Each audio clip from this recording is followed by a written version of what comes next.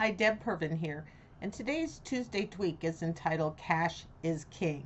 Now we hear that phrase all the time, and really, that's the case. But what surprised me was that in a recent Harvard Business Review article called "Why Are Companies Sitting on Cash Right Now?" I was shocked to see how much cash companies are sitting on. 6.9 trillion, which is larger than the GDP of all countries but two. And that means one out of every $5 held by non-banking firms are cash, which is an enormous number. So why? The article says investment and operational flexibility. So being able to make decisions and act on them quickly. In times of volatility, uncertainty, you want to be able to move quickly, and cash gives you that option. The second reason is managerial opportunism, where you might see the opportunity to buy something, to sell something, to make a big trade. And so you need just to have cash available. You don't have to go through your board or the banks or all those other things that slow you down. And then the final one was tax strategies, which for big international companies isn't really going to impact our small businesses. But what, from a small business standpoint, what's the right amount of cash?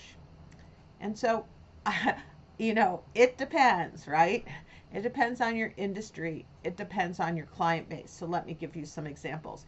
If you're a retailer and you're selling to retailers, and your Walmart has 90 days to repay their accounts receivable, then you're going to have a larger amount of cash.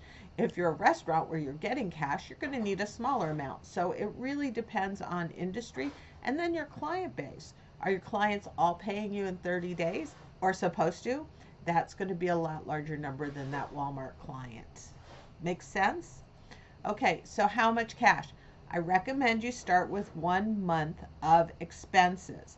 Now, when I say expenses, absolutely all your fixed cost expenses, and then some of your variable costs. So if you're concerned about your business and sales are slowing down, well, then you don't need to be replacing inventory as quickly. If inventory is going well and you're just worried in total, then keep replacing it, but only replace the ones that are selling the fastest. Don't replace those one-time needed items that just sit on the shelf for a long time, but then you make a big killing when you use them. Just repeat the ones that are needed on a regular basis. Once you set up 1 month and you're conservative about it, go to two. 2 months is really all you need. If you need more, really have to understand why. Is it because you have longer accounts receivable? Or are people not paying you?